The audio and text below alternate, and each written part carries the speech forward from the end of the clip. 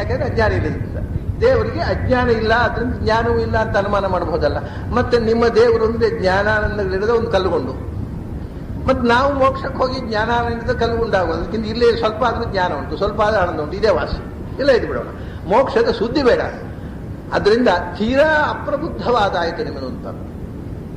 ಈ ತುಂಬ ಬುದ್ಧಿವಂತರಿಗೆ ಕೂಡ ಸಣ್ಣ ಸಂಗತಿ, ಅವರು ಬಹಳ ದೊಡ್ಡ ವಿದ್ವಾಂಸರಾದ್ರಿಂದ ಸಣ್ಣ ಸಂಗತಿಗಳು ಹೊಳೆಯಿದೆ ಅಲ್ಲ ತಲೆಗೆ, ದೊಡ್ಡ ದೊಡ್ಡ ಸಂಗತಿ ಮಾತು. ಈ ಸಣ್ಣ ಸಿಂಪಲ್ ಫ್ಯಾಕ್ಟ್ ತಲೆಗೆ ಹೊಳೆಯದೆ ಅವರೊಂದು ಅನುಮಾನ. ಅವಳಿದ್ರು ನಿಮ್ಮದೇ ಲಾಜಿಕ್ಕಿನಿಂದ ದೇವರಿಗೆ ಜ್ಞಾನ ಇಲ್ಲ.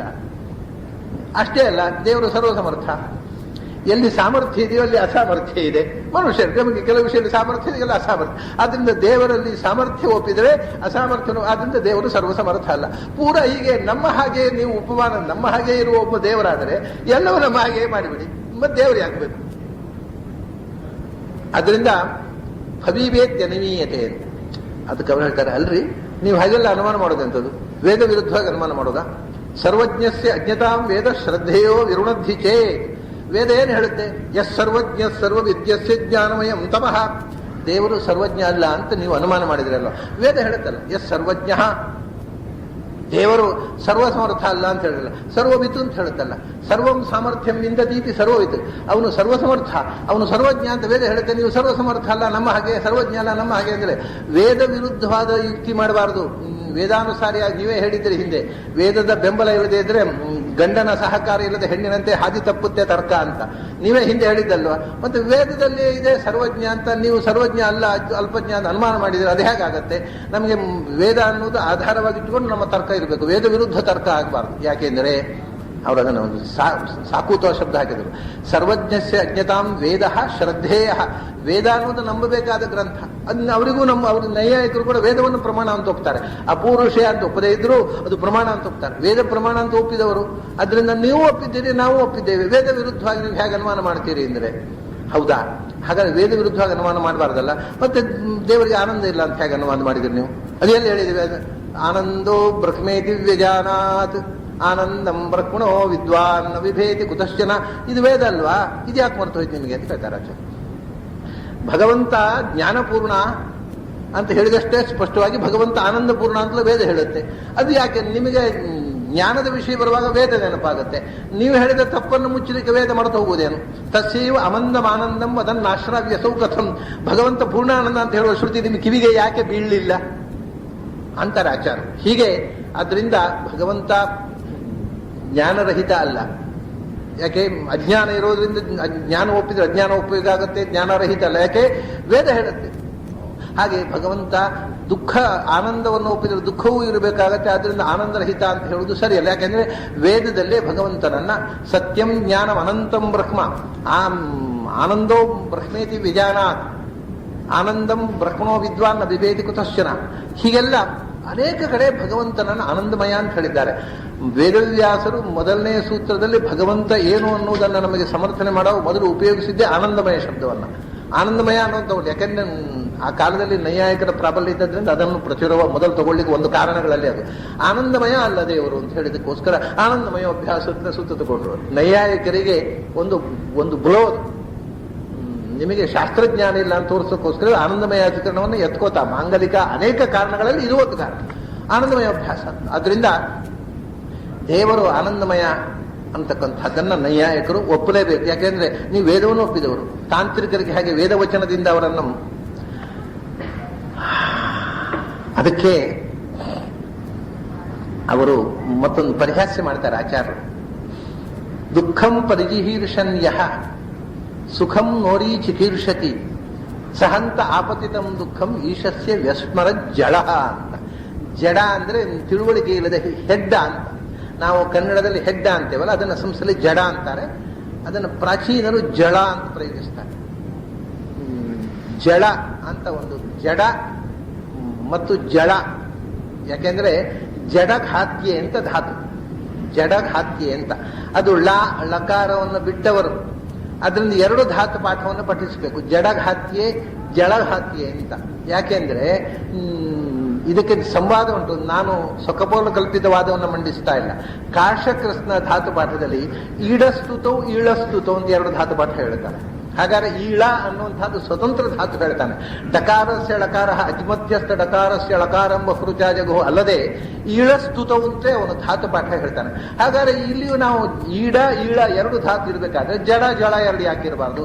ಅದರಿಂದ ಜಡಘಾತ್ಯೆ ಜಳಘಾತ್ಯೆ ಅಂತ ಘಾತ್ಯ ಅಂತ ಹೇಳ್ತಾರೆ. ಏನೋ ಒಂದು ಹೇಳ್ತಾರೆ ಅವರು, ಒಂದು ಶಬ್ದ ಅಷ್ಟೇ. ಅದು ಘಾತ್ಯ ಅಂದ್ರೆ ಏನು ಶಕ್ತಿ ಇಲ್ಲದ್ದು ಅನ್ನೋ ಅರ್ಥ. ಜಡಭಾವ ಅಂತ ಏನೋ ಹೇಳ್ತಾರೆ, ಇರ್ಲಿ.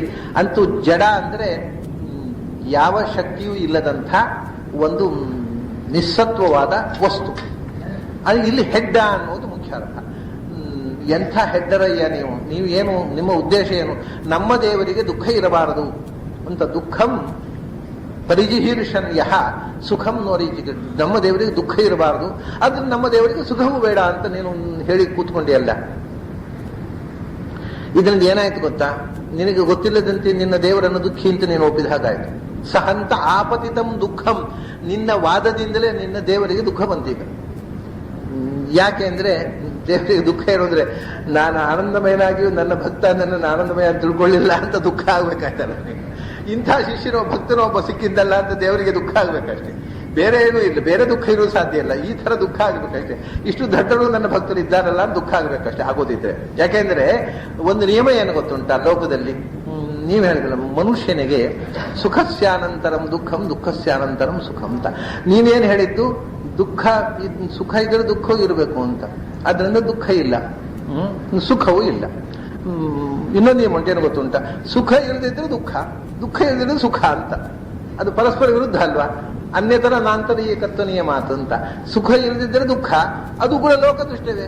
ಸುಖ ಇಲ್ಲದಿದ್ರೆ ಒಬ್ಬ ನನಗೆ ಸುಖವಾಗಿದ್ದೇನೆ ಅಂತ ಅಂದ್ರೆ ದುಃಖ ಇಲ್ಲ ಅಂತ ಅರ್ಥ. ನಾನು ದುಃಖದಲ್ಲಿದ್ದೇನೆ ಅಂತ ಅರ್ಥ, ಸುಖ ಇಲ್ಲ ಅಂತ ಅರ್ಥ. ಆದ್ರಿಂದ ಸುಖ ಇಲ್ಲ ಅಂದ್ರೆ ದುಃಖ ಇದೆ ಅಂತ ಅರ್ಥ. ದೇವರಿಗೆ ಸುಖ ಇಲ್ಲ ಅಂತ ಹೇಳಿ ದುಃಖ ಉಂಟು ಅಂತ ಹೇಳಿದಾಗೆ ಆಯ್ತದು. ನೀನು ಒಪ್ಪದೆ ಅಂತ ಹೇಳಿದಾಗಾಯ್ತು. ಸಹಂತ ಆಪತಿತಂ ದುಃಖ ಈಶಸ್ಯ. ನಿನಗೆ ಇದು ಮರ್ತು ಹೋಗುತ್ತೆ. ನೀನು ಲೋಕದ ನಿಯಮದ ಹಾಗೆ ದೇವರಿಗೆ ಅನುಮಾನ ಮಾಡುವ. ಲೋಕದೃಷ್ಟವಾದಿ ಅಂದ್ರೆ ಯಾರಿಗೆ ಸುಖ ಇಲ್ಲವೋ ಅವನಿಗೆ ದುಃಖ ಇದೆ, ದೇವರಿಗೆ ಸುಖ ಇಲ್ಲಲ್ವ ಅದ್ರ ದುಃಖ ಇದೆ. ಆದ್ರಿಂದ ದುಃಖ ಇದೆ ಅಂತ ನೀನು ಹೇಳೋದು, ಸುಖ ಇಲ್ಲ ಅಂತ ಹೇಳಿದ್ರು ದುಃಖ ಇದೆ ಅಂತ ಹೇಳಿದ್ರೆ ಒಂದೇ. ಅದು ಅಂತತಃ ಅರ್ಥ ಒಂದೇ. ದೇವರಿಗೆ ಆನಂದ ಇಲ್ಲ ಅಂತ ಹೇಳುವ ಮೂಲಕ ದೇವರಿಗೆ ದುಃಖವನ್ನು ನೀನು ಒಪ್ಪಿಕೊಂಡ ಹಾಗಾಯ್ತು. ಅದು ಹೋಗ್ಲಿಬೇಕು, ಅದನ್ನು ಬಿಡೋಣ. ಇಲ್ಲ, ದುಃಖಾಭಾವ ರೂಪವಾದಂತಹ ಸುಖ ಉಂಟ್ರಿ, ಭಾವರೂಪವಾದ ಸುಖ ಇಲ್ಲ. ಏನೋ ಒಂದು ಹಾರಿಸ್ಕೊಂಡು ಹೋದವ ಆಯ್ತು. ನಿಮ್ಮ ಪ್ರಕ್ರಿಯೆ ಒಂದು ಸಂಗತಿ, ಹೊಸ ಪ್ರಕ್ರಿಯೆಯನ್ನು ಶುರು ಮಾಡಿದ್ದೀರಲ್ವ ನೀವು. ಆ ಪ್ರಕ್ರಿಯೆ ಶುರು ನೋಡೋಣ. ಏನು ಅಂದ್ರೆ, ನೈಯಾಯಿಕರು ಒಂದು ಹೊಸ ಸಂಬಂಧವನ್ನು ಹೇಳ್ತಾರೆ, ಸಮವಾಯ ಸಂಬಂಧ ಅಂತ. ಅದು ವೇದವ್ಯಾಸರು ಅದನ್ನು ಪರಿಹಾಸ್ಯ ಮಾಡಿದ್ದಾರೆ. ಕುರುಕ್ಷೇತ್ರದಲ್ಲಿ ಸೈನಿಕರು ಸಮವೇತರಾದರು. ಸಮವಾಯ ಸಂಬಂಧವನ್ನು ಬಹಳ ನೈಯಾಯಿಕರು ಅಂದ್ರೆ ಬಹಳ ಅಸಹ್ಯ ವೇದವ್ಯಾಸರಿಗೆ. ಅವರು ಸಿಕ್ಕಿದಲ್ಲಿದ್ದ ಮಾಡಿ ನೋಡೋದು ಸಮವೇತ ಯುತ್ಸವ ಅಂತ. ಸಮವಾಯ ಸಂಬಂಧದಿಂದ ಕುರುಕ್ಷೇತ್ರದಲ್ಲಿ ಕೌರವ ಸೇನೆ ಮತ್ತು ಪಾಂಡವ ಸೇನೆ ಇತ್ತು ಅಂತ ತಮಾಷೆ ಮಾಡಿ. ಸಮವಾಯ ಸಂಬಂಧ ಅಂತ ಒಂದು ಸಂಬಂಧವೇ ಇಲ್ಲ ಜಗತ್ತಿನಲ್ಲಿ. ಇವರೊಂದು ಸಮವಾಯ ಸಂಬಂಧ ಅಂತ ಹೇಳಿದರು. ಏನು ಗೊತ್ತಾ ಅದು ವಿಷಯ? ಅದನ್ನ ಸಮವಾಯ ಸಂಬಂಧ ಮತ್ತು ಸಂಯೋಗ ಸಂಬಂಧ ಅಂತ ಎರಡು ಸಂಬಂಧ. ನಾವು ಹೇಳ್ತೇವೆ, ಈಗ ನನ್ನ ಕೈಯಲ್ಲಿ ಪುಸ್ತಕ ಇದ್ರೆ ಪುಸ್ತಕ ನನ್ನ ಕೈಗೆ ಸಂಯುಕ್ತವಾಗಿದೆ, ಇದು ಸಂಯೋಗ ಸಂಬಂಧ ಅಂತ. ಯಾವುದನ್ನ ಬೇರ್ಪಡಿಸಲಿಕ್ಕೆ ಬರುತ್ತೆ ಅದು ಸಂಯೋಗ ಸಂಬಂಧ, ಯಾವುದನ್ನು ಬೇರ್ಪಡಿಸಲಿಕ್ಕೆ ಬರೋದಿಲ್ಲ ಅದು ಸಮವಾಯ ಸಂಬಂಧ ಅಂತ ಒಂದು ಎರಡು ಹೇಳಿ. ಈಗ ಪುಸ್ತಕ ಕೈಯಲ್ಲಿ ಇದೆ, ಅದನ್ನು ಕೆಳಗಿಡ್ಲಿಕ್ಕೆ ಬರುತ್ತೆ, ಅದರಿಂದ ಅದು ಬೇರೆ ಆಗತ್ತೆ, ಅದು ಸಂಯೋಗ. ಸಂಯೋಗ ಅನ್ನೋದು ವಿಯೋಗ ಜೊತೆಗಿರುವಂಥದ್ದು. ಯಾವುದಕ್ಕೆ ವಿಯೋಗ ಇಲ್ಲ ಅದು ಸಮವಾಯ. ಈಗ ಈ ಪುಸ್ತಕದ ಕಾಗದದ ಬಣ್ಣ ಅದನ್ನು ತೆಗಿಲಿಕ್ಕೆ ಬರುತ್ತೆ, ಬೇರೆ ಮಾಡಲಿಕ್ಕೆ ಬರುವುದಿಲ್ಲ, ಅದರಿಂದ ಅದು ಸಮವಾಯ ಸಂಬಂಧದಿಂದ ಇದೆ. ಮಾವಿನ ಹಣ್ಣಿನ ಬಣ್ಣ, ಮಡಕೆಯ ಬಣ್ಣ, ಬಟ್ಟೆಯ ಬಣ್ಣ, ಈ ಬಣ್ಣ ತೆಗೆದು ಬರೇ ಯಾರಾದರೂ ಆ ಬಣ್ಣ ತೆಗೆದು ಬರೇ ಬಟ್ಟೆ ಕೊಡಿ ಅಂದ್ರೆ ಕೊಡ್ಲಿಕ್ಕಾಗತ್ತೆ. ಸೊ ಯಾವುದನ್ನ ಯಾವ ಧರ್ಮವನ್ನ ಧರ್ಮಿಯಿಂದ ಬೇರ್ಪಡಿಸಲಿಕ್ಕೆ ಆಗುವುದಿಲ್ಲವೋ ಅಲ್ಲಿ ಒಂದು ಸಂಬಂಧ ಬೇರೆ ಹೇಳಬೇಕು. ಅದು ಸಂಯೋಗ ಅಲ್ಲ, ಸಂಯೋಗ ಆದ್ರೆ ವಿಯೋಗ ಬೇಕು. ಅದಕ್ಕೇನು ಮಾಡುದು? ಅದಕ್ಕೊಂದು ಬೇರೆ ಶಬ್ದ ಹೇಳಿಬಿಡುವ, ಸಮವಾಯ ಸಂಬಂಧ ಅಂತ ಹೇಳುವ ಅಂತ. ಹೀಗೆ ಒಂದು ಯಾವುದು ವಸ್ತುವಿನಿಂದ ಬೇರ್ಪಡದ್ದೋ, ಈಗ ನಮ್ಮ ಮೈಯ ಬಣ್ಣ, ಅದು ಮೈಯಲ್ಲಿ ಬಣ್ಣ ಇದೆ, ಯಾವ ಸಂಬಂಧದಿಂದ? ಸಂಯೋಗ ಅಲ್ಲ. ಸಂಯೋಗ ಅಂದ್ರೆ ಬಣ್ಣ ತೆಗೆದು ಮನೆಯಲ್ಲಿ ಇಟ್ಟು ಹೋಗುವಾಗ ಬಿಳಿ ಬಣ್ಣ ಮಾಡ್ಕೊಂಡು ಹೋಗ್ಲಿಕ್ಕೆ ಬರಬೇಕು, ಬೇರ್ಪಡಿಸಿ ಬರೋದಿಲ್ಲ. ಅದರಿಂದ ಸಮವಾಯ ಸಂಬಂಧ ಒಂದು ಶಬ್ದ ಹೇಳೋದು, ಬೇರೆ ಶಬ್ದ ಹೇಳಿಬಿಟ್ರೆ ಆಯ್ತು. ಅದು ನಮ್ಮದು ಗಗನ ಕುಸುಮ ಅಲ್ಲ, ಮತ್ತೆ ವಿಷ್ಣು ಪದ ಪಂಕಜ ಅಂತ ಹೇಳ್ಬಿಡೋದು ಅಷ್ಟೇ. ಶಬ್ದ ಬೇರೆ ಹೇಳೋದು ಅಷ್ಟೇ. ವಿಷ್ಣು ಪದ ಪಂಕಜ ಅಂದ್ರೆ ಗಗನ ಕುಸುಮ ಅಂತ ಅರ್ಥ. ಹೀಗೆ ಶಬ್ದ ಬೇರೆ ಹೇಳಿಬಿಟ್ರೆ ಏನೋ ಒಂದು ಹೊಸ ಸಂಗತಿ ಹೇಳಿದವನ್ನೋ ಭ್ರಮೆ. ಸಮವಾಯ ಸಂಬಂಧ ಅಂತ ಹೇಳಿದ್ರು ನೈಯಾಯಿಕರು. ಅದಕ್ಕೆ ಮತ್ತೆ ಇನ್ನೊಂದು ಏನು ಹೇಳೋದುಂಟ, ಆ ಸಮವಾಯ ಸಂಬಂಧ ನಿತ್ಯ, ನಿತ್ಯ ಸಂಬಂಧ ಸಮವಾಯ ಸಚ ಏಕ ಏವ ಅಂತಂದ್ರು. ಮತ್ತು ಸಮವಾಯ ಸಂಬಂಧ ಒಂದೇ. ಈಗ ನನ್ನ ದೇಹದ ಬಣ್ಣಕ್ಕೂ ನನಗೂ ಇರುವ ಸಮವಾಯ, ನಿಮ್ಮ ಮೈ ಬಣ್ಣಕ್ಕೂ ನಿಮಗಿರುವ ಸಮವಾಯ, ಪುಸ್ತಕದ ಬಣ್ಣಕ್ಕೂ ಎಲ್ಲ ಒಂದೇ ಸಮವಾಯ, ಒಂದೊಂದಲ್ಲಿ ಒಂದೊಂದು ಸಮವಾಯ ಇಲ್ಲ. ಅದಾದ್ರೂ ಒಪ್ಕೊಂಡು ಸ್ವಲ್ಪ ಬಜವಾಗ್ತಿದ್ರು ಅವರು. ಅದು ಸಮವಾಯ ಏಕ ಏವ ಅಂದ್ರೆ ಒಂದೇ ಸಮವಾಯ ಅಂತ. ಆಚಾರ್ಯರು ತಮಾಷೆ ಮಾಡ್ತಾರೆ. ಏನು ಅಂದ್ರೆ, ಯೋ ದುಃಖ ಸಮವಾಯೋ ಎಂ ಚೈತ್ರೆ ತೇನ ಭೇದವಾನ್ ಸಮವಾಯ ಕಚ್ಚಿದೇಶೆ ತದನೇಕತ್ವ ಮನ್ಯತ. ಹಾಗಾದ್ರೆ ಒಂದು ಕೆಲಸ, ಈಗ ದುಃಖ ಸಮವಾಯ ಎಲ್ಲಿದೆ? ಜೀವನಲ್ಲಿದೆ. ಅದು ದುಃಖ ಜೀವನದಿಂದ ಬೇರ್ಪಡಿಸಿ ಬರೋದು, ಅದೊಂದು ಸಮವಾಯ ಸಂಬಂಧ. ದುಃಖವನ್ನು ತೆಗೆದಿಡ್ಲಿಕ್ಕೆ ಬರೋದಿಲ್ಲ. ಆದ್ರಿಂದ ದುಃಖ ಜೀವನಲ್ಲಿ ಸಮವಾಯ ಸಂಬಂಧ ಇದೆ, ಅಂದ್ರೆ ಜೀವನಿಗೆ ದುಃಖ ಇದೆ ಅಂತ ಅರ್ಥ. ಅದು ಸಂಬಂಧ ಸಮವಾಯ ಸಂಬಂಧ. ಏನೋ ಒಂದು ಶಬ್ದ ಅದು ನೈಯಾಯಿಕರು ಹೇಳ್ತಾರೆ, ನಾವೀಗ ಅನುವಾದ ಮಾಡೋ ಅದನ್ನು ಹೇಳಬೇಕಷ್ಟೇ, ಇದ್ರೆ ಆ ಶಬ್ದಕ್ಕೆ ಅರ್ಥ ಇಲ್ಲ. ದುಃಖ ಸಮವಾಯ ಜೀವನಲ್ಲಿದೆ. ಆ ದುಃಖ ಸಮವಾಯ ಜೀವನಲ್ಲಿದೆ, ಪರಮಾತ್ಮನಲ್ಲಿ ಇಲ್ಲ ಅಂತ. ಪರಮಾತ್ಮನಲ್ಲಿ ಒಂದು ಸಮವಾಯ ಉಂಟಲ್ಲ, ಜ್ಞಾನ ಸಮವಾಯವೋ ಏನೋ ಒಂದು ಉಂಟಲ್ಲ, ಅದು ಇದು ಒಂದೇ ಅಲ್ವಾ? ಈ ದುಃಖ ಸಮವಾಯೇ ಅಲ್ಲಿ ಇರುವುದು, ಯಾಕಂದ್ರೆ ಸಮವಾಯ ಎರಡಿಲ್ಲ. ಹಾಗಾದ್ರೆ ಜೀವನಲ್ಲಿರುವ ದುಃಖ ಸಮವಾಯ ಅಭೇದ ಸಂಬಂಧದಿಂದ ಪರಮಾತ್ಮನಲ್ಲಿ ಉಂಟಲ್ವಾ, ಮತ್ತೆ ದುಃಖ ಬಂತಲ್ವಾ ಅಂತಾರೆ ಆಚಾರ್ಯ. ನಿಮಗೆ ಹೇಳಲಿಕ್ಕೆ ಗೊತ್ತಿಲ್ಲ, ಶಾಸ್ತ್ರ ಬರೀಲಿಕ್ಕೆ ಗೊತ್ತಿದ್ದವ್ರು ಯಾಕೆ ಶಾಸ್ತ್ರ ಬರೀಬೇಕು? ಜೀವನಿಗೆ ದುಃಖ ಇದೆ, ಆ ದುಃಖ ಸಮವಾಯ ಸಂಬಂಧ ಇದೆ. ಅದೇ ಸಮವಾಯ ಸಂಬಂಧ ಭಗವಂತನಲ್ಲಿದೆ, ಅದು ಸಮಯ ಒಂದೇ ಅಲ್ಲ, ಅದು ತಾತ್ಕಾಲಿಕ, ನಿತ್ಯ. ಹಾಗಾಗಿ ನಿತ್ಯ ದುಃಖ ಸಮವಾಯ ದೇವರಲ್ಲಿದೆ. ಯಾಕಂದ್ರೆ ದುಃಖ ಸಮವಾಯ ಅಭಿನ್ನವಾದ ಜ್ಞಾನ ಸಮವಾಯ ಭಗವಂತನಲ್ಲಿದೆ. ಆದ್ರಿಂದ ದುಃಖ ಸಮವಾಯವು ಜ್ಞಾನ ಸಮವಾಯವು ಒಂದೇ. ಹಾಗೆ ಏನ್ ಹೇಳಿದಾಗಾಯ್ತು? ಭಗವಂತನಲ್ಲಿ ತದಭೇದವನ್ನು ಸಮವಾಯ ಕಸಿದೀಶೆ, ಅದು ಬೇರೆ. ಅದು ಈಶ್ವರನಲ್ಲಿರತಕ್ಕ ಜ್ಞಾನ ಸಮವಾಯ, ಅದು ಇದು ದುಃಖ ಸಮವಾಯ. ನಿಮಗೆ ಶಬ್ದ ಅರ್ಥ ಆಗೋದಿಲ್ವಾ? ಜ್ಞಾನ ಸಮವಾಯ ದುಃಖ ಸಮವಾಯ ಒಂದೇ ಆಗೋದು, ಹಾಗೆ ಬೇರೆ ಬೇರೆ. ಹೌದಾ? ತದನೇಕತ್ವ ಬಂದಿದೆ. ಹಾಗಾದ್ರೆ ಸಮವಾಯ ಎರಡು ಒಂದೇ ಸಮವಾಯ. ನಿಮ್ಮ ಸಿದ್ಧಾಂತ, ನೀವು ನಮ್ಮ ಸಿದ್ಧಾಂತ ತಪ್ಪು ಅಂತ ನೀವೇ ಬಾಯಾರ ಒಪ್ಪಿಕೊಂಡಾಗ ನಮ್ಮ ಸಿದ್ಧಾಂತ ತಪ್ಪು. ಸಮವಾಯ ತುಂಬಾ ಇದೆ. ದೇವರಲ್ಲಿರೋ ಜ್ಞಾನ ಸಮವಾಯ ಬೇರೆ, ಜೀವನದಲ್ಲಿ ದುಃಖ ಸಮವಾಯ ಬೇರೆ. ಬೇರೆ ಎಲ್ಲ ಒಂದೇ ಒಂದೇ. ಅದು ಈ ದುಃಖ ಸಮಯವನಲ್ಲಿದೆ, ದುಃಖ ಬಂತು. ಹೀಗೆ ಅಲ್ಲಪ್ಪ, ಒಂದೇ ಒಂದೇ. ಆದರೆ ಔಪಾಧಿಕೋಸ್ಯ ಭೇದಸ್ಯ ಚೇತ್ ಸತ್ಯೋ ಅಸತ್ಯಸ್ವಿದುಚ್ಯತಾಂ. ಅದಕ್ಕೆ ಒಂದು ಔಪಾಧಿಕ ಭೇದ ಇದೆ. ಏನು ಅಂದ್ರೆ, ಇದಕ್ಕೆ ಜ್ಞಾನದ ಸಂಬಂಧದಿಂದ ಇದು ಒಂದು ಬೇರೆ ಆಯಿತು, ದುಃಖದ ಸಂಬಂಧದಿಂದ ವಸ್ತುತಃ ಸಮವಾಯ ಒಂದೇ. ಆದರೆ ಜ್ಞಾನ ಸಂಬದ್ಧ ಸಮವಾಯ, ದುಃಖ ಸಂಬದ್ಧ ಸಮವಾಯ ಅಂತ ಆ ಸಂಬಂಧದಲ್ಲಿ ಅದರ ಸಹಚಾರಿಗಳು ಸಮವಾಯ ಯಾವುದರದ್ದು? ಇದು ಜ್ಞಾನದ ಸಮವಾಯ ಬೇರೆ ಆಯ್ತಲ್ವ, ಇದು ದುಃಖದ ಸಮವಾಯ ಬೇರೆ ಆಯ್ತಲ್ವ. ಅದರ ಒಡನಾಟದಿಂದ ಅದು ಒಂದೇ ಆದರೂ ಅದಕ್ಕೆ ಸಂಬದ್ಧವಾದ ವಸ್ತು ಭೇದದಿಂದ ಒಂದು ಔಪಾಧಿಕವಾದ ಭೇದ ಉಂಟು. ವಸ್ತುತಃ ಆಚಾರ್ಯರು ಹೇಳ್ತಾರೆ, ಔಪಾಧಿಕ ಭೇದ ಅಂತ ಒಂದು ಇಲ್ಲವೇ ಇಲ್ಲ. ಔಪಾಧಿಕ ಭೇದ ಅಂತ ಭೇದ ಇದ್ದದ್ದು ವಿದ್ಯಮಾನಸ್ಯ ಭೇದಸ್ಯ ಜ್ಞಾಪಕ ನೈವಕಾರಕ ಉಪಾಧಿ ಅಂತ. ಉಪಾಧಿಯಿಂದ ಎರಡಾಗುವುದಿಲ್ಲ, ಒಂದಿದ್ದದ್ದು ಎರಡಾಗಿ ಕಾಣುತ್ತೆ.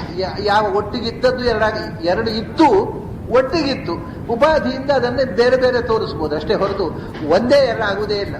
ಒಂದು ಆಚಾರ್ಯರು ಇದನ್ನ ಪರ್ಮನೆಂಟ್ ಆಗಿ ತಿಳ್ಕೊಂಡು ಬಿಡಿ ಅಂತ ಹೇಳಿದ್ರು ಆಚಾರ್ಯ. ಏನು? ಒಂದು ಎರಡಲ್ಲ, ಎರಡು ಒಂದಲ್ಲ. ಯಾವತ್ತು one can never become two and two can never become one. ಇದು ಪ್ರಕೃತಿಯಲ್ಲಿ ಇದಕ್ಕೆ ನಿಯಮ, ಇದು ಶಾಶ್ವತವಾದ ನಿಯಮ. ಇದನ್ನು ಮರೆತು ವಾದ ಮಾಡಿದವರೆಲ್ಲರೂ ಸಿಕ್ಕಾಕೊಂಡಿದ್ದಾರೆ.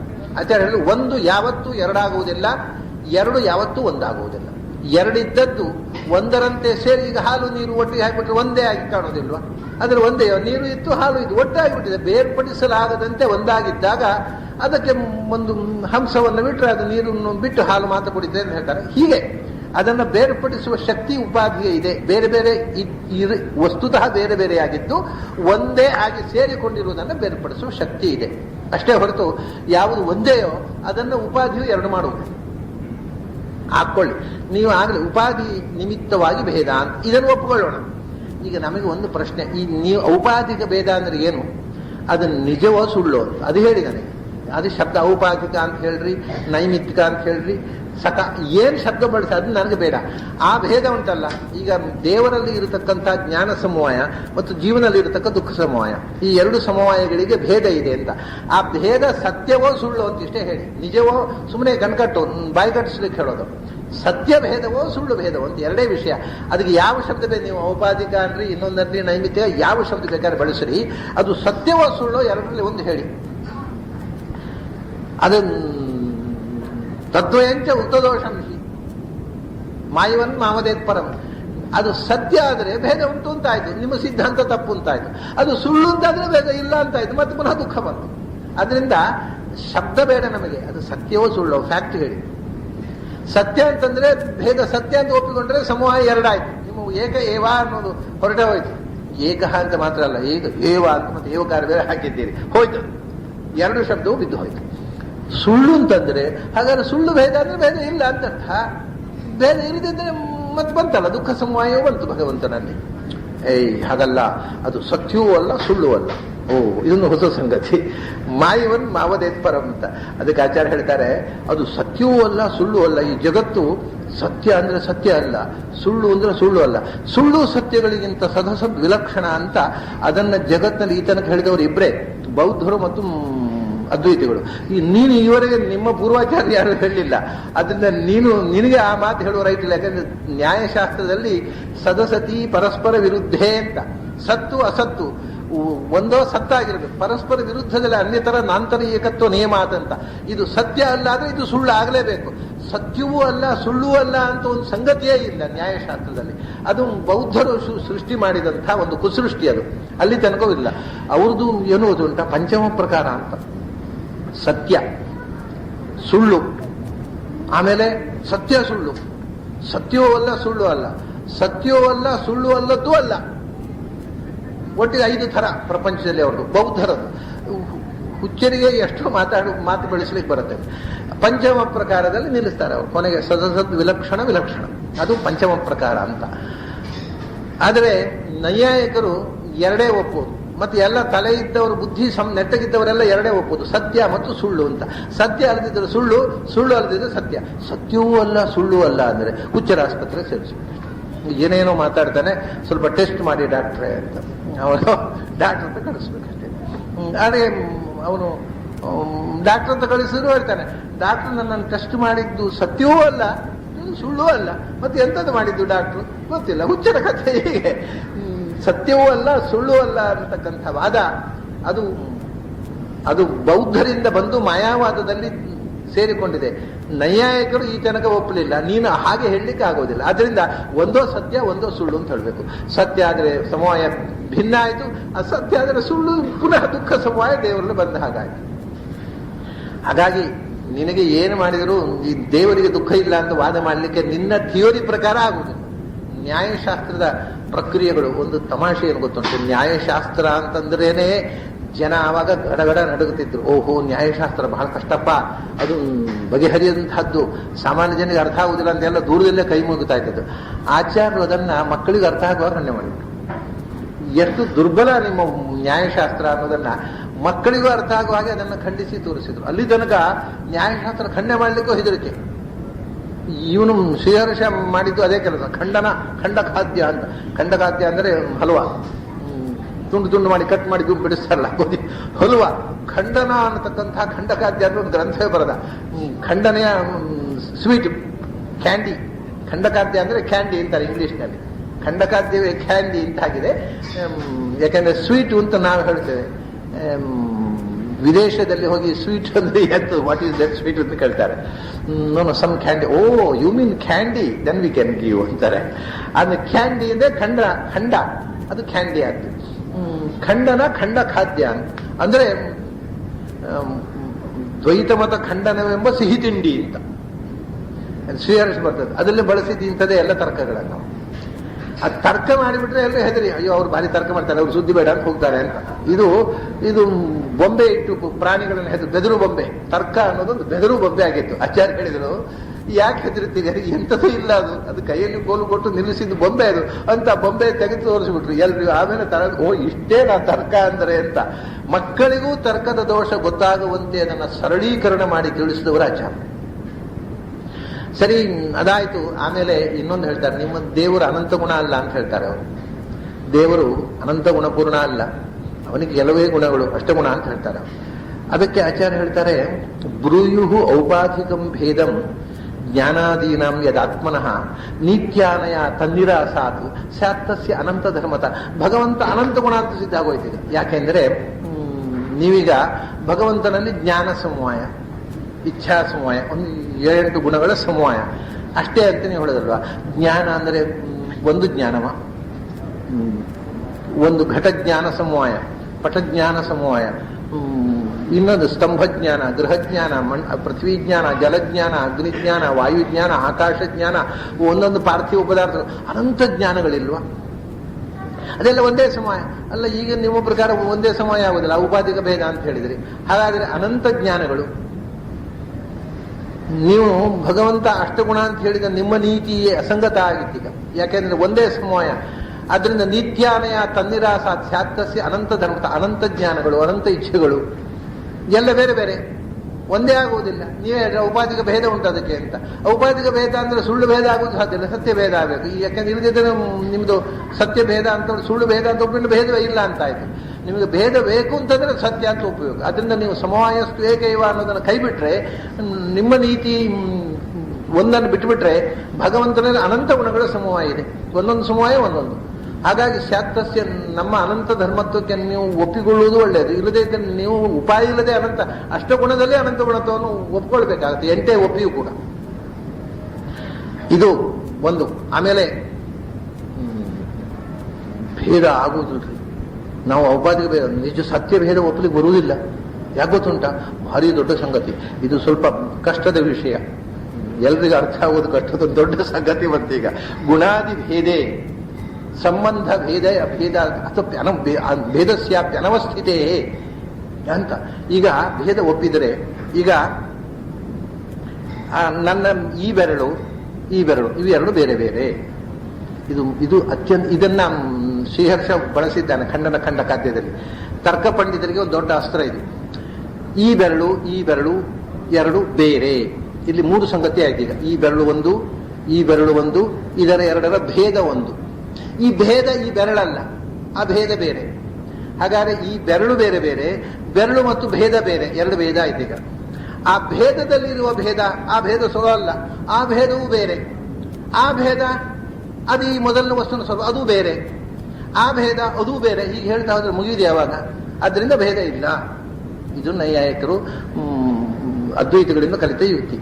ಈ ಎರಡು ಬೆರಳು ಬೇರೆ, ಎರಡು ಬೆರಳು ಮತ್ತು ಭೇದ, ಮೂರು ವಸ್ತು ಆಯಿತು. ಈ ಎರಡು ಬೆರಳಿನ ಭೇದ ಎರಡು ವಸ್ತುವಿನ ಸ್ವರೂಪ ಅಲ್ಲ. ಆದ್ರಿಂದ ಈ ಎರಡು ವಸ್ತುವಿನಕ್ಕಿಂತ ಭೇದಕ್ಕೆ ಭೇದ ಇದೆ. ಹಾಗಾಗಿ ಎರಡು ವಸ್ತುವಿನ ಭೇದ, ಎರಡು ವಸ್ತುವಿನ ಭೇದದ ಭೇದ.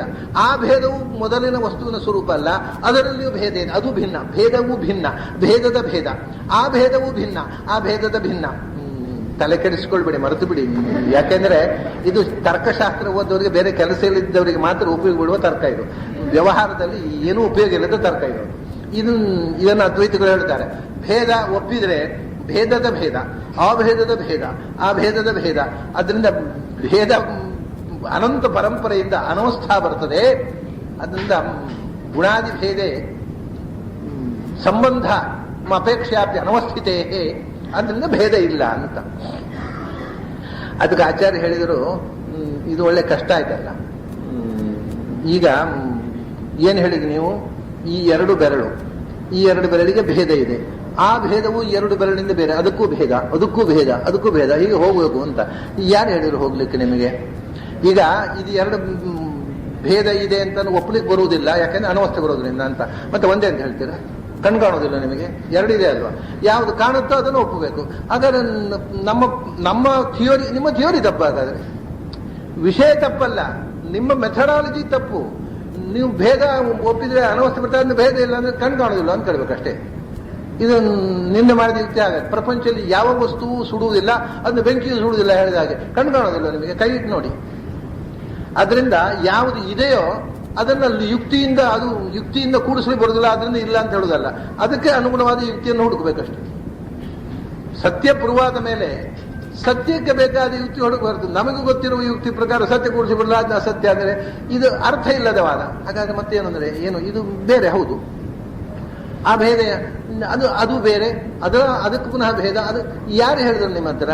ಮತ್ತೇನಂದ್ರೆ ಇದಕ್ಕೆ ಭೇದ ಉಂಟಲ್ವಾ, ಆ ಭೇದ ಇದರಿಂದ ಬೇರೆ ಅಂತ ಯಾರು ಹೇಳಿದ್ದು? ವಸ್ತು ಸ್ವರೂಪ, ಅದು ಹೋಗಾಯ್ತು. ವಸ್ತು ಸ್ವರೂಪ. ಹಾಗಾದ್ರೆ ವಸ್ತು ಸ್ವರೂಪ ಆದರೆ ಸಿಕ್ಕಿಬಿದ್ರು ನೀವು. ಯಾಕೆಂದ್ರೆ ನೀವು ಹೇಳಿದ್ರು ಲೋಕ ವ್ಯವಹಾರ ವಿರುದ್ಧ. ಯಾಕೆಂದ್ರೆ ಏನು ಹೇಳ್ತೇವೆ ನಾವು? ಈ ಎರಡು ಬೆರಳಿನ ಭೇದ ಅಂತ, ಎರಡು ಬೆರಳಿನ ಭೇದ, ಎರಡು ಬೆರಳೇ ಭೇದ ಅಂತ ಹೇಳ್ತಾರ. ಬೆರಳೇ ಭೇದ ಸ್ವರೂಪ ಆದರೆ ಎರಡು ಬೆರಳೇ ಭೇದ ಅಥವಾ ಅನುಯೋಗಿಯೇ ಭೇದ ಹೇಳುವುದಿಲ್ಲ.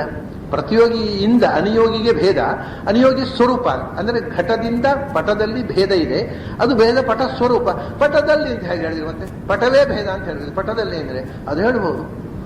ಹೇಗೆ ಹೇಳೋದು ಅಂದ್ರೆ ನೀವು ಹೇಳೋದಿಲ್ವಾ, ನೀವು ಏನು ಹೇಳ್ತೇವೆ, ನನ್ನ ಸ್ವರೂಪ. ಅರೆ ನನ್ನ ನಿನ್ನ ಸ್ವರೂಪ ನೀನೇ ಅಲ್ಲ, ಬೇರೆ ಒಂದು ಸ್ವರೂಪ ಉಂಟು ನಿನಗೆ. ನಿನ್ನ ಸ್ವರೂಪ ನನ್ನ ಸ್ವರೂಪ ಅಂತ ಹೇಗೆ ಹೇಳಿದೆ, ನಾನು ಸ್ವರೂಪ ಅಂತ ಹೇಳಬೇಕು, ನನ್ನ ಸ್ವರೂಪ ಅಂತ ಹೇಗೆ ಹೇಳಿದಿ. ಅದು ಷಷ್ಠ್ಯರ್ಥ, ಏಕಶತಂ ಷಷ್ಠ್ಯರ್ಥ.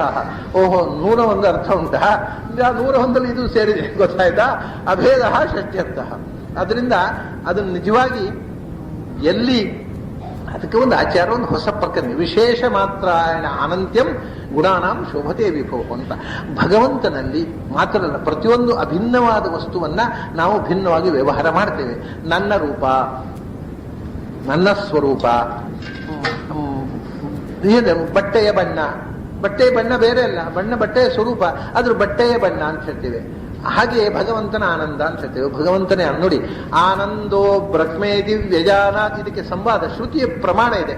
ಭಗವಂತ ಆನಂದ ಸ್ವರೂಪ ಅಂತ. ಆಮೇಲೆ ಆನಂದಂ ಬ್ರಹ್ಮಣೋ ವಿದ್ವಾನ್, ಭಗವಂತನ ಆನಂದ, ಭಗವಂತನೇ ಆನಂದ, ಎರಡು ತರವು ಹೇಳ್ತಾರೆ. ಹಾಗಾದ್ರೆ ಯಾವುದು ಸ್ವರೂಪವೋ ಅದನ್ನ ಭಿನ್ನದಂತೆ ಎರಡು ಬೇರೆ ಬೇರೆ ಆಗಿದ್ರೆ ಹೇಗೆ ಹೇಳ್ತೇವೆ, ಹಾಗೆ ಹೇಳುವುದಕ್ಕೆ ಒಂದು ವಿಶೇಷ ಶಕ್ತಿ ಇದೆ ಆ ವಸ್ತುವಿಗೆ. ಅದು ಅಭಿನ್ನವಾಗಿದ್ರೂ ಭಿನ್ನದಂತೆ ವ್ಯವಹಾರಕ್ಕೆ ಅರ್ಹವಾಗುತ್ತೆ. ಅಂತಹ ಒಂದು ಪ್ರತಿಯೊಂದು ವಸ್ತುವಿನಲ್ಲೂ ಅಂತಹ ವಿಶೇಷ ಶಕ್ತಿಯನ್ನು ಭಗವಂತ ಕೊಟ್ಟಿದ್ದಾನೆ. ಇದು ಭಗವದ್ದತ್ವವಾದ ವಿಶೇಷ. ಅದು ಒಂದೇ ವಸ್ತು, ಅದು ಎರಡು ವಸ್ತುವಿನಂತೆ ನಾವು ವ್ಯವಹಾರ ಮಾಡಬಹುದು. ಈ ಇಳಿದಿದ್ದು ನೋಡಿ, ಜ್ಞಾನವು ಭಗವಂತನ ಸ್ವರೂಪ. ಅವರು ಔಪಾಧಿಕ ಭೇದ ಅಂತ ಹೇಳಿದ್ರು, ಔಪಾಧಿಕ ಭೇದ ಅಲ್ಲ, ಅಭೇದವೇ, ಆದರೆ ವ್ಯವಹಾರದಲ್ಲಿ ವಿಶೇಷ ಅಂತ. ಆನಂದವೂ ಭಗವಂತನ ಸ್ವರೂಪ. ಹಾಗಾದ್ರೆ ಜ್ಞಾನ ಆನಂದ ಒಂದೇ ಆಯ್ತಲ್ಲ, ಮತ್ತೆ ಜ್ಞಾನ ಆನಂದ ಅಂತ ಬೇರೆ ಬೇರೆ ವ್ಯವಹಾರ ಮಾಡೋದು ಹಾಗೆ ವಿಶೇಷ. ಒಂದೇ ಅಭಿನ್ನವಾದ ವಸ್ತುವಿನಲ್ಲಿ ವಿಶೇಷದಂತೆ ವ್ಯವಹಾರ ಮಾಡಲಿಕ್ಕೆ ಬೇಕಾದ ವ್ಯವಸ್ಥೆ ಸೃಷ್ಟಿಯಲ್ಲಿ ಭಗವಂತ ಮಾಡಿದ್ದಾನೆ. ಇದು ಲೋಕಸಿದ್ಧವಾದ ಅನುಭವ ಸಿದ್ಧವಾದ ವಿಷಯ. ಅದಕ್ಕೆ ಏನು ಆಧಾರ? ನಿನ್ನ ಅನುಭವವೇ ಆಧಾರ, ನೀನು ಪ್ರಯೋಗ ಮಾಡೋದಿಲ್ವ ಅಷ್ಟೇ. ಲೋಕಸಿದ್ಧವಾಗಿ ಪ್ರತಿಯೊಂದು ವಸ್ತುವಿನಲ್ಲಿಯೂ ಅಭಿನ್ನದಲ್ಲಿ ಭಿನ್ನದಂತೆ ವ್ಯವಹಾರ ಮಾಡುವ ಒಂದು ವಿಶಿಷ್ಟ ಶಕ್ತಿಯನ್ನ ಭಗವಂತ ಕೊಟ್ಟಿದ್ದಾನೆ. ನಾವು ಅದಕ್ಕೆ ಏನು ಕರೆಯೋಣ? ವಿಶೇಷ ಅಂತ ಕರೆಯೋಣ. ಹಾಗಾಗಿ ಗುಣಾನಾಂ ಅನಂತ್ಯಂ ಶೋಭತೆ ವಿಭೋ, ಭಗವಂತ ಅನಂತ ಗುಣ, ಎಲ್ಲವೂ ಭಗವತ್ ಸ್ವರೂಪ. ಆದ್ರೆ ವಿಶೇಷದಿಂದ ಅದನ್ನು ಬೇರೆ ಬೇರೆ ಆನಂದ, ಜ್ಞಾನ, ಶಕ್ತಿ, ಇಚ್ಛೆ, ಕ್ರಿಯೆ ಎಲ್ಲವನ್ನು ಬೇರೆ ಬೇರೆ ಬೇರೆಯಾಗಿ ವ್ಯವಹಾರ ಮಾಡಬಹುದು. ಇದು ಭಗವಂತನ ಸೃಷ್ಟಿಯ ವೈಶಿಷ್ಟ್ಯ. ಭಗವದ್ ಇಚ್ಛೆಯಂತೆ ಲೋಕ ಇರುವುದು ಹೊರತು ನಮ್ಮ ಇಚ್ಛೆಯಂತೆ ಅಲ್ಲ. ಹಾಗಾಗಿ ನೈಯಾಯಿಕರ ಪ್ರಕ್ರಿಯೆ ಸರಿಗೂಡೋದಿಲ್ಲ, ಅದು ಅಸಂಗತವಾಗ್ತದೆ ಅಂತಕ್ಕಂಥ ಮಾತನ್ನ ಹೇಳಿ ನ್ಯಾಯಮತ ಖಂಡನೆಯನ್ನ ಆಚಾರ ಮಾಡಿದರು. ಆಮೇಲೆ ಇನ್ನು ವೈದಿಕ ಮತಗಳೆಲ್ಲ ಮುಗಿದವು. ವೈದಿಕರೆಲ್ಲ ಆಸ್ತಿಕರು, ವೈದಿಕರೆಲ್ಲ ನಾಸ್ತಿಕರು, ವೈದಿಕರು, ಶಾಕ್ತರು, ತಾಂತ್ರಿಕರು ಎಲ್ಲ ಆಯಿತು. ಇನ್ನು ಮೇಲೆ ಅವೈದಿಕ ದರ್ಶನಗಳು, ಬೌದ್ಧ, ಜೈನ, ಈ ನೈಯಾಯಿಕರ ತನಕ ಆಯಿತು. ಮುಂದೆ ಬೌದ್ಧಾದಿ ಮತಗಳನ್ನ ಖಂಡನೆ ಮಾಡಬೇಕು. ಆ ಪ್ರಸಂಗ ನಾವು ಮುಂದೆ ನೋಡಬೇಕಾದ್ದು. ಅದನ್ನ ಮತ್ತೆ ಇವಾಗ ತರ್ಕಶಾಸ್ತ್ರ ಅಂದ್ರೆ ಜನರಿಗೆ ಅರ್ಥವಾಗದ ಭಾಷೆಯಲ್ಲಿ ಶಾಸ್ತ್ರವನ್ನ ಶುರು ಮಾಡಿದವರೇ ಅವರು. ವೇದಾಂತ ಅಂದ್ರೆ ನಮಗೆ ಅರ್ಥ ಆಗುವುದಿಲ್ಲಪ್ಪ, ವೇದಾಂತದ ಉಪನ್ಯಾಸವ ಹೋಗುದು ಬೇಡ ಅಂತ ಜನರಿಗೆ ಬುದ್ಧಿ ಬರುವ ಹಾಗೆ ಮಾಡಿದವರೇ ನೈಯಾಯಿಕರು. ಅವರ ಖಂಡನೆ ಮುಗಿಯಿತು. ಇನ್ನು ಉಳಿದ ಮತಗಳೆಲ್ಲ ಜನರಿಗೆ ಅರ್ಥ ಆಗುವ ರೀತಿಯಲ್ಲಿದೆ. ಅದನ್ನ ನಾವು ಅರ್ಥ ಆಗುವಂತೆ ಅನುಸಂಧಾನ ಕೂಡ ಮಾಡಬಹುದು. ಬೌದ್ಧ ಸಿದ್ಧಾಂತ ಅದು ಹೇಗೆ ಬೆಳೆದು ಬಂತು, ಅವರು ವೇದಕ್ಕೆ ವಿರುದ್ಧವಾಗಿ ದಂಗೆದ್ದು ಏನೇನು ಮತಗಳನ್ನು ಬೆಳೆಸಿದ್ರು, ಅದಕ್ಕೆ ಏನು ಉತ್ತರ, ಇದನ್ನೆಲ್ಲ ನೋಡಿ. ಆಚಾರ್ಯರ ಕಾಲ ತನಕ ಏನೇನು ಮತಗಳಿದ್ದವು ಅದು ಎಲ್ಲದರ ಒಂದು ಸಂಕ್ಷಿಪ್ತವಾದ ಪರಿಜ್ಞಾನ, ಕ್ಲುಪ್ತಿ ಅಷ್ಟೇ ಅಲ್ಲ.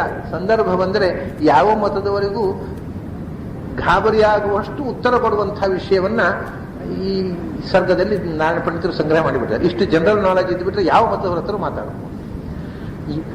ಮುಂದೆ ಅವೈದಿಕ ಮತಗಳ ಖಂಡನೆ ಬರುತ್ತೆ. ಆ ವಿಷಯವನ್ನ ನಾಳೆ ನೋಡಿದೋಣ. ನಾವು ನಿನ್ನೆ ಎಲ್ಲ ವೈದಿಕ ತಾಂತ್ರಿಕ ಮತಗಳ ಪರಂಪರೆಯಲ್ಲಿ ಬಂದಿರತಕ್ಕಂಥ ಎಲ್ಲ ಸಿದ್ಧಾಂತಗಳ ದೋಷಗಳನ್ನು ಆಚಾರ್ಯರು ವಿವರಿಸಿದ್ದನ್ನು ನಿನ್ನೆ ತನಕ ನೋಡಿದ್ದೇವೆ. ಈಗ ಮುಂದೆ ನಾವು ಮುಖ್ಯವಾಗಿ ತಾರ್ಕಿಕರು ಆಯಿತು, ಅವರು ವೈದಿಕರೇ. ಈಗ ವೇದ ವಿರೋಧಿಗಳಾಗಿರ್ತಕ್ಕಂಥ ಬೌದ್ಧರು, ವಿಶೇಷವಾಗಿ ವೇದವನ್ನು ನಿರಾಕರಣೆ ಮಾಡುವ ಬೌದ್ಧರು ಮತ್ತು ಜೈನರು, ಇದು ಎರಡು ವಿಶಿಷ್ಟವಾಗಿ ಇನ್ನು ಉಳಿದಿರತಕ್ಕಂಥದ್ದು ಹಿಂದಿನ ಪ್ರಾಚೀನ ಮತಗಳಲ್ಲಿ. ಒಂದು ದೃಷ್ಟಿಯಿಂದ ಇವುಗಳದ್ದು ಒಂದು ಸಂಕ್ಷಿಪ್ತವಾದ ಖಂಡನೆ ಆಗಿಬಿಟ್ಟಿದೆ. ಯಾಕೆಂದರೆ ಇಬ್ಬರು ನಿರೀಶ್ವರವಾದಿಗಳು, ಜೈನರು ನಿರೀಶ್ವರವಾದಿಗಳು, ಬೌದ್ಧರು ನಿರೀಶ್ವರವಾದಿಗಳು. ಈಶ್ವರನನ್ನ, ಸರ್ವಸಮರ್ಥನಾದ ಭಗವಂತನನ್ನು ಅಂಗೀಕಾರ ಮಾಡದೇ ಇದ್ದರೆ ಸೃಷ್ಟಿ ಆಗುವುದು ಸಾಧ್ಯ ಇಲ್ಲ ಅಂತಕ್ಕಂಥ ದೋಷದಿಂದ ನಾಸ್ತಿಕ್ಯವಾದದ ನಿರಾಕರಣದ ಜೊತೆಗೆ ನಿರೀಶ್ವರವಾದದ ಮುಖವನ್ನು ಎಲ್ಲ ಮತಗಳಿಗೂ ಅನ್ವಯವಾಗುವಂತೆ ಅದು ಖಂಡಿತ ಪ್ರಾಯ. ಆದರೆ ವಿಶೇಷವಾಗಿ ಬೌದ್ಧ ಧರ್ಮವನ್ನ ಇಲ್ಲಿ, ಅದರಲ್ಲಿಯೂ ಬೌದ್ಧ ಧರ್ಮದ ಒಂದು ಪ್ರಭೇದವನ್ನು, ಬೌದ್ಧರು ಮೂಲತಃ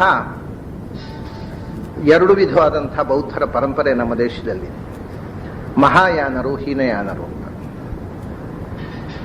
ಮಹಾಯಾನರು ಅಂತಂದ್ರೆ ಬೌದ್ಧ ಧರ್ಮವನ್ನ ವೈಭವೀಕರಿಸಿದವರು. ಬುದ್ಧ ದೇವಾಲಯಗಳು, ಬುದ್ಧನ ಪ್ರತಿಮೆಗಳು, ಬುದ್ಧನಿಗೆ ಪೂಜೆ, ಏನು ವೈದಿಕ ಕರ್ಮಗಳೆಲ್ಲ ಇದೆ, ಷೋಡಶೋಪಚಾರ ಪೂಜೆ, ಅದು ಬುದ್ಧನಿಗೆ ಮಾಡಿದರು. ದೇವರನ್ನು ನಿರಾಕರಣೆ ಮಾಡಿ ಬುದ್ಧನಿಗೆ ಪೂಜೆ ಮಾಡಲಿ, ಬುದ್ಧ ದೇವಾಲಯ ಕಟ್ಟಿ ಬುದ್ಧನನ್ನ ವೈಭವೀಕರಿಸಿದವರು ಮಹಾಯಾನಿಗಳು. ಹೀನಯಾನದವರು ಇದೆಲ್ಲ ಯಾವುದು ಪೂಜೆ ಪುನಸ್ಕಾರ, ಗುಡಿ, ಬುದ್ಧನ ಪ್ರತಿಮೆ, ಇದಕ್ಕೆ ಅರ್ಥ ಇಲ್ಲ. ಯಾಕಂದ್ರೆ ಎಲ್ಲವೂ ಶೂನ್ಯ ಅಂತಂದ ಮೇಲೆ ಈ ರೀತಿ ವೈಭವೀಕರಿಸುವುದಕ್ಕೆ ಅರ್ಥ ಇಲ್ಲ ಅಂತ ಅದನ್ನು ನಿರಾಕರಣೆ ಮಾಡಿಕೊಂಡು ಬುದ್ಧ ಧರ್ಮದಲ್ಲಿ ಉಪದೇಶಕ್ಕೆ ಮುಖ್ಯ ಹೊರತು ಪ್ರದರ್ಶನಕ್ಕಲ್ಲ ಅಂತಕ್ಕಂಥ ವಾದಿಗಳು ಹೀನಯಾನಿಗಳು. ಹೀಗೆ ಎರಡು ಪಂಥದವರು ಹುಟ್ಟಿಕೊಂಡ್ರು. ಆಮೇಲೆ ಮೂಲತಃ ಬುದ್ಧನ ಶಿಷ್ಯರಲ್ಲಿ 4 ಬಗೆಯ ಇಂಟರ್ಪ್ರಿಟೇಷನ್, ಶಿಷ್ಯರಲ್ಲೇ 4 ಜನ 4 ಥರ ವಿವರಣೆ ಕೊಟ್ಟರು. ಅವರಿಗೆ 4 ಮಂದಿಗೆ 4 ಹೆಸರುಗಳು ಪರಂಪರೆಯಲ್ಲಿ ಬಂತು. ಮಾಧ್ಯಮಿಕರು ಅಂತ ಒಂದು ವರ್ಗ, ಆಮೇಲೆ ಯೋಗಾಚಾರರು ಅಥವಾ ವೈಜ್ಞಾನಿಕರು ಅಂತ ಇನ್ನೊಂದು ವರ್ಗ, ಸೌತ್ರಾಂತಿಕರು ಅಂತ ಒಂದು ವರ್ಗ, ವೈಭಾಷಿಕರು ಅಂತ ಒಂದು. ಹೀಗೆ ಮಾಧ್ಯಮಿಕ, ಯೋಗಾಚಾರ, ಸೌತ್ರಾಂತಿಕ, ವೈಭಾಷಿಕ ಅಂತ ಈ 4 ಪಂಥಗಳು. ಆ ಯೋಗಾಚಾರ್ಯರಿಗೆ ಇನ್ನೊಂದು ಹೆಸರು ವೈಜ್ಞಾನಿಕರು ಅಂತ. ಅದನ್ನ ಮಾಧ್ಯಮಿಕ, ವೈಜ್ಞಾನಿಕ, ಸೌತ್ರಾಂತಿಕ, ವೈಭಾಷಿಕ ಅಂತಲೂ ಕೆಲವರು ಹೇಳಿದ್ದಾರೆ. ಹೀಗೆ 4 ಮುಖದಿಂದ ಬುದ್ಧನ ಶಿಷ್ಯರಲ್ಲಿ 4 ಕವಲೊಡೆಯಿತು. ಮೂಲಭೂತವಾಗಿ ಮಾಧ್ಯಮಿಕರು ಕಟ್ಟಾ ಬೌದ್ಧರು ಅಂತ ಹೇಳಬೇಕು ನಾವು. ಯಾಕೆಂದರೆ ಅವನು ಬುದ್ಧನ ಉಪದೇಶ ಸರ್ವಂ ಶೂನ್ಯಂ ಸರ್ವಂ ಕ್ಷಣಿಕಂ ಅಂತ ಹೇಳಿದ ಅವನು. ಆದ್ರಿಂದ ಜಗತ್ತಿನಲ್ಲಿ ಏನೂ ಇಲ್ಲ, ಎಲ್ಲವೂ ಶೂನ್ಯಮಯ ಅಂತ. ಶೂನ್ಯ ಅನ್ನುವಂಥದ್ದು ಒಂದು ತತ್ವ ಅವರಿಗೆ. ಶೂನ್ಯ ಅಂದ್ರೆ ನಥಿಂಗ್ನೆಸ್.